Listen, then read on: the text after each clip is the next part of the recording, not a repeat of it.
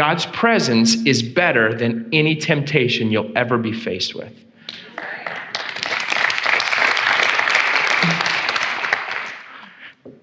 And there's a war for you to believe that. Because my wife and I, we have an amazing marriage, and we founded our marriage on Christ.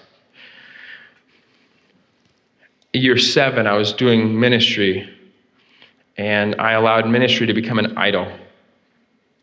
And A.W. Tozer said that an idol in the mind is just as dangerous as an idol created with your hands.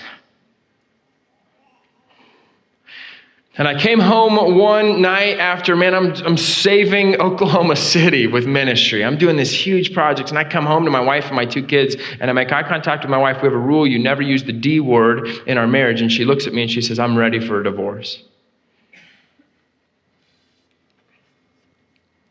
I feel like I don't know who you are.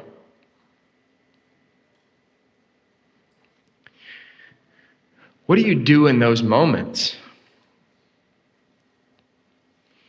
Do you get to your knees and trust that God has a plan and that he'll fight for you and that he's real and that when the going gets unbelievably hard, that he will be there still and that your faith is focused on him? Or have you been allowing your mind to be controlled by whatever feels good in the moment? Because life is short, man. And if your wife is fighting you like that, it just go off. Just get married again. Go find somebody else.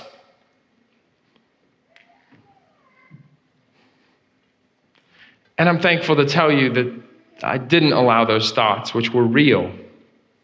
They were real thoughts and real temptations, but there is no temptation sweeter than the presence of God.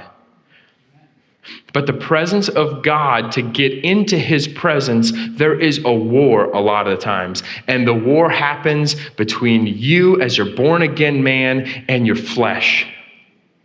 And Satan is waiting, and he's going to use your flesh as the tool to keep you out of God's presence. He's going to use your brain, your physical heart, and your musculoskeletal system to teach you and to make you believe lies that are established in this world. So what happens when my wife and I'm not a saint in this moment, right? Like I look at my wife and I'm like, I'm done too.